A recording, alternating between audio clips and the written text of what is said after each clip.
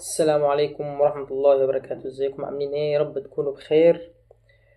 بعد الفيديو اللي فات اتكلمنا فيه عن اهم النصايح اللي هي تهمك لو انت اقل من 18 سنة. تمام. فيديو النهاردة هنتكلم عن اول نصيحة كنا اتكلمنا عنها في الفيديو اللي فات، وهي اتعلم انجليزي. تمام. كتير من الناس اول ما يتعلم انجليزي بيقول اول حاجة بيدور عليه ان هو ياخد كورس. وفي كتير مننا، انا واحد من الناس، فتره من فترات كنت عايز اخد كورس انجليزي، ما كانش معايا تكلفه الكورس. تمام. فالنهارده جايب لكم فيديو حلو، اعلمكم ازاي تتعلم انجليزي من البيت من غير كورس وبخطوات بسيطه. ولو التزمت بيه لمده 30 يوم هتشوف فرق كبير. مش هتحتاج تدفع فلوس، ولا تحتاج تشتري كورسات ولا اي حاجه. كل اللي انت هتحتاجه من تلت لنص ساعه كل يوم، وبعد كده ايه على مدار الشهر شوف الفرق وشوف التطور اللي انت هتوصل له. ويلا بينا نبدأ، يلا بينا.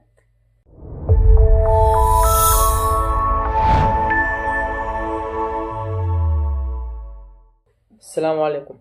أول حاجة معانا النهاردة، تمام، فأول الخطوات اللي هنعملها عشان نتعلم إنجليزي حلو من البيت ومن غير أي فلوس، ومن غير ما نروح نشتري كورسات أو نشترك في كورسات وننزل ونضيع وقت ونضيع فلوس. أول حاجة عايزين نعود ودننا على الإنجليزي. عود ودنك على الإنجليزي.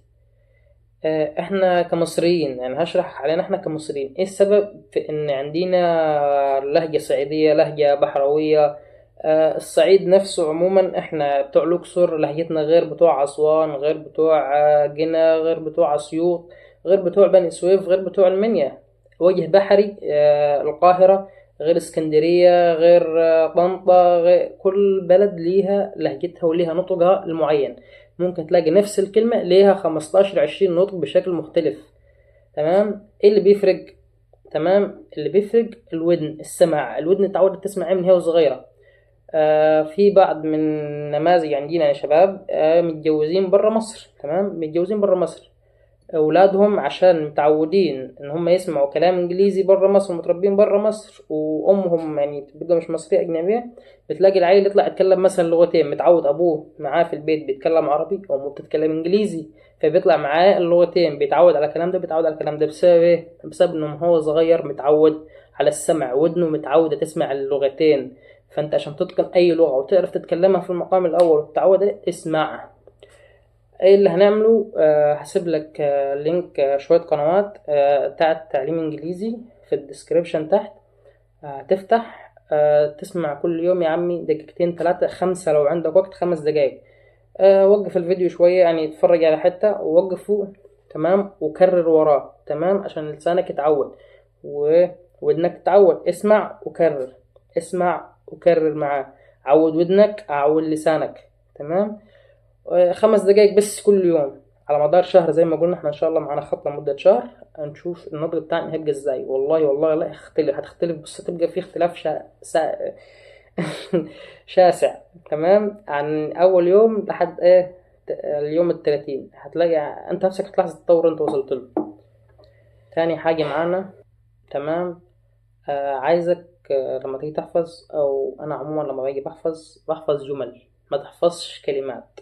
يعني ما تحفظش كلمات بعينها، احفظ جملة عموما كاملة. يعني حاول تحفظ جمل على بعضيها. ما تجيش تحفظ كلمة لوحديها ودي كلمة لوحديها ودي كلمة لوحديها، مش هينفعوك. هينفعوك لو نفعوك يا عم، هينفعوك بنسبة 10 ل20%. تمام، لكن هم ينفعوك كان انت عايز واحد عايز تتعلم وتتقن اللغة. الكلام مش هينفعك. اللي هينفعك بنسبة كبيرة الجمل. احفظ جمل على بعضيها. تمام.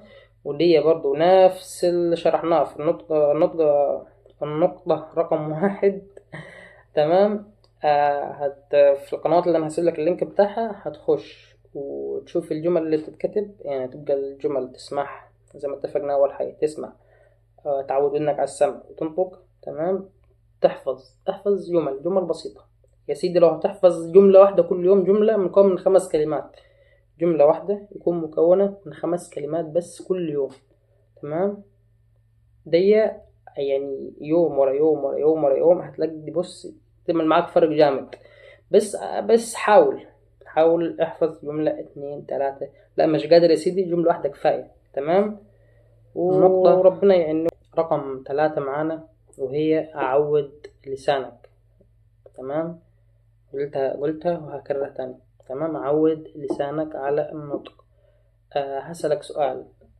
احنا في بلدنا عموما ايه اشطر ناس تتكلم انجليزي؟ مش اشطر ناس فاهمة عموما، يعني في دكاترة، في مهندسين، في اساتذة، كل الناس دي فاهمة انجليزي، بس احنا عايزين ناس بص بيرفكت، بس يعني مفيش زيها في الانجليزي في النطق، تمام، في الكلام. مين هما؟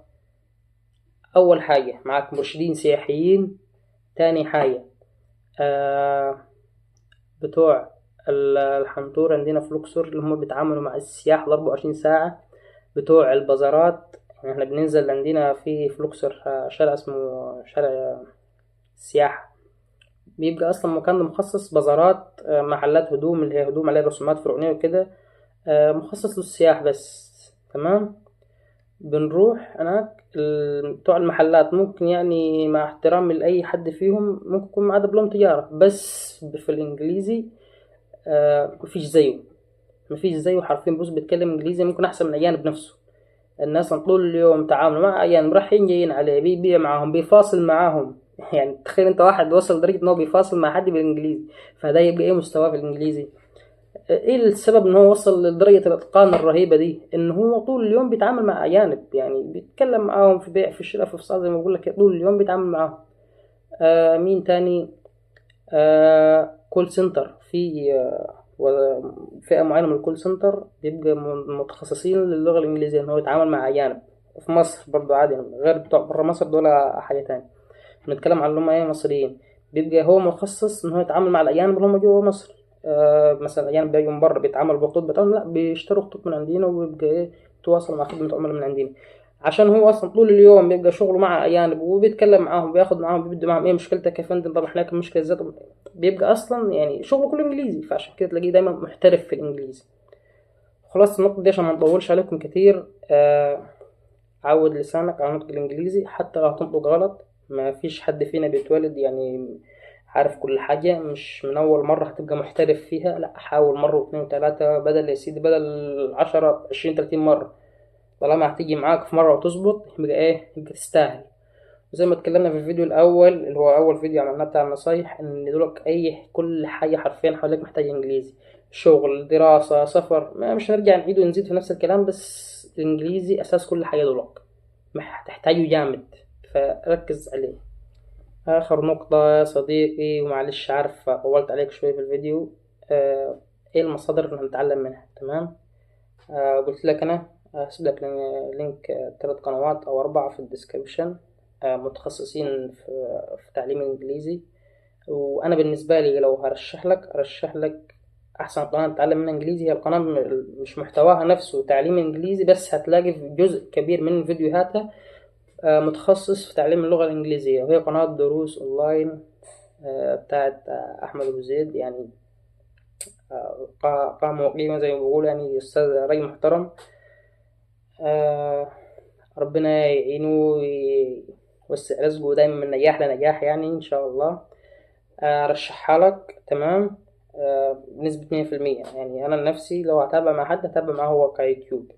ابلكيشن، في ابلكيشن ديولينجو، هسيب لكم برضو الرابط بتاعه بتاع تحميله من جوجل بلاي، هسيب لكم في الديسكربشن. خش حمله، ضيق مش فيهوش انجليزي بس، اي لغة تتوقعها على مستوى العالم في جميع اللغات هتلاقيها في الابلكيشن ده. بجد بجد برضو ابلكيشن ممتاز. ممكن بجانب التمارين اللي احنا قلنا عليها تعملها، تخش لو هتخش 3 دقايق في اليوم. انا عن نفسي انا قضاها بخش عليه مدة 5 دقايق، درس او درسين، يقسم لك ايه دروس على مدار ايه ايام.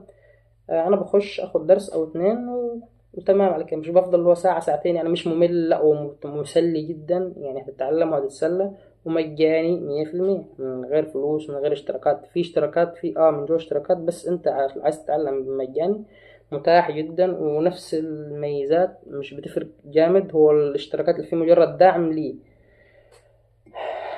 وفي آخر الفيديو معلش طولت عليكم، وصلوا على النبي، ونشوفكم إن شاء الله في فيديو جديد.